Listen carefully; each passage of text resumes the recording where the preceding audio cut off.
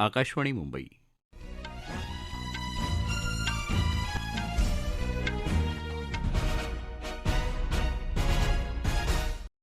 संदेश नाईक राष्ट्रीय बातम्या देत आहे.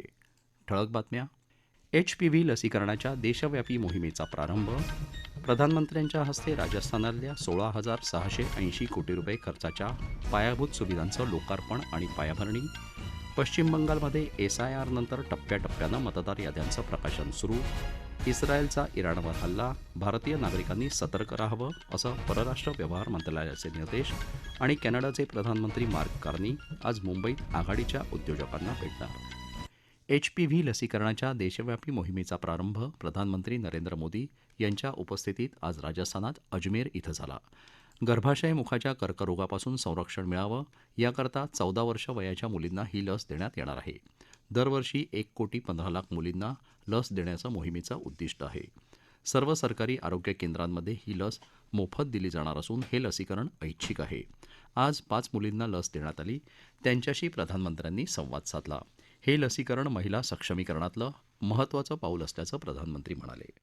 मुझे देश भर की बेटियों के लिए एक अहम अभियान शुरू करने का अवसर मिला है, जहां अजमेर से HPV वैक्सीनेशन अभियान शुरू हुआ है. ये अभियान देश की नारी शक्ति को सशक्त करने की दिशा में अहम कदम है.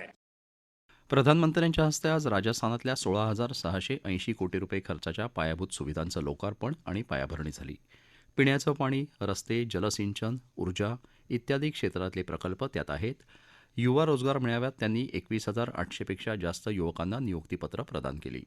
राजस्थानचे राज्यपाल हरिभाऊ बगडे, मुख्यमंत्री भजनलाल शर्मा, माजी मुख्यमंत्री वसुंधराराजे शिंदे कार्यक्रमाला उपस्थित होते. प्रधानमंत्री नरेंद्र मोदी यांच्या हस्ते आज दुपारी गुजरातमध्ये साणंद इथं मायक्रॉन टेक्नॉलॉजीच्या अत्याधुनिक सेमीकंडक्टर प्रकल्पाचं उद्घाटन होणार आहे. इंडिया सेमीकंडक्टर मिशन अंतर्गत 22,500 कोटींहून जास्त गुंतवणूक असलेला हा पहिला made in India semiconductor memory मॉड्यूल्सचा व्यावसायिक उत्पादन प्रकल्प असून इथून अधिकृत निर्यात देखील सुरू होणार आहे. सेमीकंडक्टर क्षेत्रात भारताच्या आत्मनिर्भरतेच्या दिशेनं हे एक महत्त्वाचं पाऊल आहे. यावेळी केंद्रीय इलेक्ट्रॉनिक्स आणि माहिती प्रसारण मंत्री अश्विनी वैष्णव उपस्थित असतील. गिग कामगार आणि प्लॅटफॉर्म कामगारांसाठी केंद्र सरकारनं सामाजिक सुरक्षा संहिता 2020 लागू केल्यानं या कामगारांसाठी राज्य सरकारला स्वतंत्र महामंडळ स्थापन करता येणार नाही, असं कामगार मंत्री आकाश फुंडकर यांनी आज महाराष्ट्र विधानसभेत सांगितलं. केंद्र सरकारचे कायदे राज्यात लागू केले जाणार आहेत. त्याअंतर्गत असंघटित कामगारांसाठी विविध तरतुदी केल्या जातील, असं ते म्हणाले. मुंबई महानगर प्रदेशातल्या मोठ्या रुग्णालयात आयुष्मान भारत, प्रधानमंत्री जन आरोग्य योजना आणि महात्मा फुले जन आरोग्य योजना लागू करण्यासाठी सरकार प्रयत्न करत आहे, असं मंत्री मेघना बोर्डीकर यांनी सांगितलं. मुंबई मेट्रो 4चा पहिला टप्पा येत्या एप्रिल महिन्यात खुला करायचं सरकारचं नियोजन आहे. दुसरा टप्पा डिसेंबर 2026 पर्यंत तर तिसरा टप्पा नोव्हेंबर 2027 पर्यंत खुला करायचं उद्दिष्ट असल्याची माहिती नगरविकास राज्यमंत्री माधुरी मिसाळ यांनी आज विधान परिषदेत प्रश्नोत्तराच्या तासात दिली. आमदार निरंजन डावकरे यांनी याबाबतचा प्रश्न उपस्थित केला होता. या मार्गावरच्या 6 स्थानकांची निविदा निघाली होती, पण यातलं गांधीनगर स्थानक आयकॉनिक स्थानक म्हणून उभारायचा निर्णय झाल्यानं त्यात आता बदल करावे लागले. आता यापैकी 5 स्थानकांसाठी 1 आणि उर्वरित 5 स्थानकांसाठी 1 अशा 2 निविदा पुढच्या 15 दिवसात काढल्या जातील, असंही त्यांनी सांगितलं. भटक्या कुत्र्यांचं नियमन करण्याची जबाबदारी शिक्षकांवर देण्याचे कोणतेही आदेश कोणत्याही महानगरपालिकेनं दिलेले नाहीत आणि सर्वोच्च न्यायालयाच्या आदेशाप्रमाणे नोडल अधिकाऱ्याची नेमणूकही केलेली नाही, असं स्पष्टीकरण नगरविकास राज्यमंत्री माधुरी मिसाळ यांनी आज विधानपरिषदेत प्रश्नोत्तराच्या तासात दिलं. आमदार मनीषा कायंदे यांनी याबाबतचा प्रश्न उपस्थित केला होता. या प्रश्नी नोडल अधिकारी नेमण्याचे निर्देश देऊ, शाळांभोवतीच्या संरक्षण भिंती बांधणं, सुरक्षा रक्षक तैनात करणं तसंच कचरा व्यवस्थापनाचे निर्देश दिले आहेत, असं त्यांनी सांगितलं. आमदार प्रवीण दरेकर, जगन्नाथ अभ्यंकर यांनीही या चर्चेत भाग घेतला. निवडणूक आयोगानं पश्चिम बंगालमध्ये SIR अर्थात विशेष सखोल पुनरीक्षण प्रक्रियेनंतर टप्प्याटप्प्यानं मतदार याद्या प्रकाशित करायला सुरुवात केली आहे. मात्र या याद्या अद्याप निवडणूक आयोगाचं पोर्टल आणि मोबाईल ॲपवर उपलब्ध करण्यात आलं नाही. मसुदा यादीतून वगळलेल्या एकूण मतदारांची संख्या अजून स्पष्ट झाली नसली तरी बांकुरा जिल्ह्यात सुमारे 1,18,000हून अधिक मतदारांची नावं वगळण्यात आल्याची शक्यता निवडणूक आयोगानं व्यक्त केली आहे. या याद्या प्रकाशित झाल्यानं सुमारे 7,08,00,000 मतदारांचं वर्गीकरण मंजूर, वगळलेले किंवा निर्णयाअंतर्गत असं करण्यात आलं असून गेल्या वर्षी 4 नोव्हेंबरपासून पश्चिम बंगालमध्ये SIR प्रक्रिया सुरू झाली होती. या राष्ट्रीय बातम्या आकाशवाणीच्या मुंबई केंद्रावरून देत आहोत. आकाशवाणी मुंबईच्या AIR न्यूज मुंबई या इन्स्टाग्राम पेजवर तुम्हाला दिवसभर महत्त्वाच्या बातम्या वाचता येतील.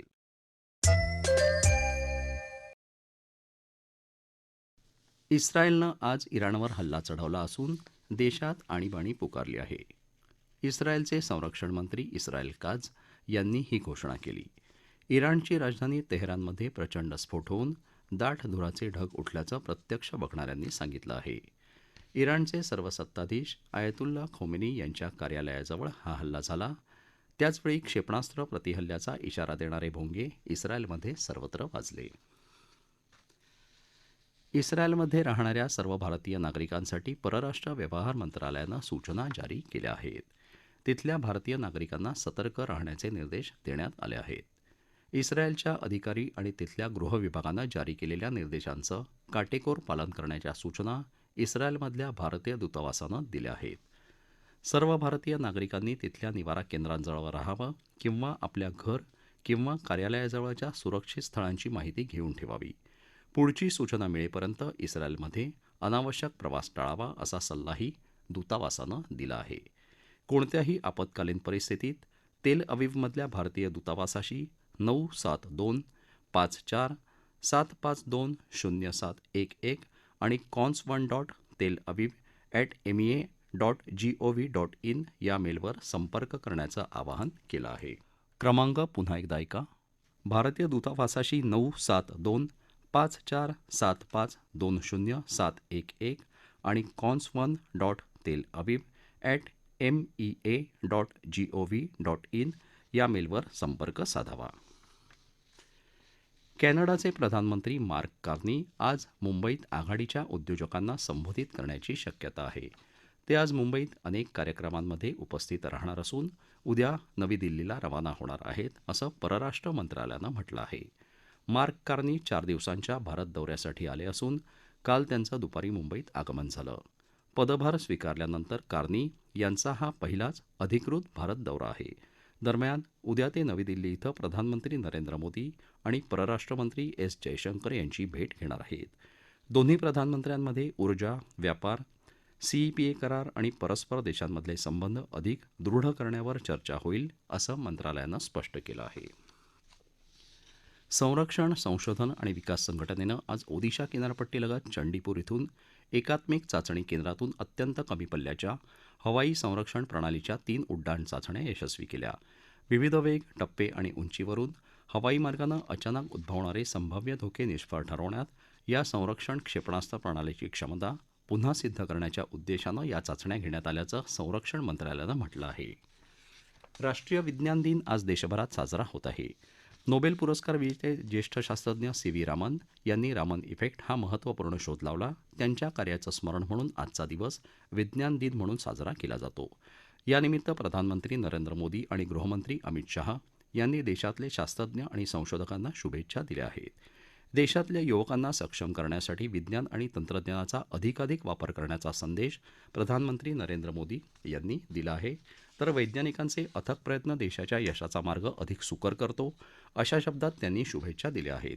विज्ञान दिनानिमित्त देशभरात आज विविध कार्यक्रमांचं आयोजन करण्यात आलं आहे. T20 विश्वचषक स्पर्धेत आज पाकिस्तानचा सामना श्रीलंकेशी होणार आहे. आजच्या सामन्यातल्या कामगिरीवर पाकिस्तानचं उपांत्य फेरीतलं भवितव्य अवलंबून आहे. ठळक बातम्या पुन्हा एकदा. HPV लसीकरणाच्या देशव्यापी मोहिमेचा प्रारंभ. प्रधानमंत्र्यांच्या हस्ते राजस्थानातल्या 16,680 कोटी रुपये खर्चाच्या पायाभूत सुविधांचं लोकार्पण आणि पायाभरणी. पश्चिम बंगालमध्ये SIR नंतर टप्प्याटप्प्यानं मतदार याद्यांचं प्रकाशन सुरू. इस्रायलचा इराणवर हल्ला, भारतीय नागरिकांनी सतर्क राहावं असं परराष्ट्र व्यवहार मंत्रालयाचे निर्देश. आणि कॅनडाचे प्रधानमंत्री मार्क कार्नी आज मुंबईत आघाडीच्या उद्योजकांना भेटणार. याबरोबरच आकाशवाणी मुंबई केंद्रावरचं हे राष्ट्रीय बातमीपत्र संपलं. पुन्हा भेटूया दुपारी 3 वाजता आकाशवाणी मुंबईच्या प्रादेशिक बातमीपत्रात. नमस्कार.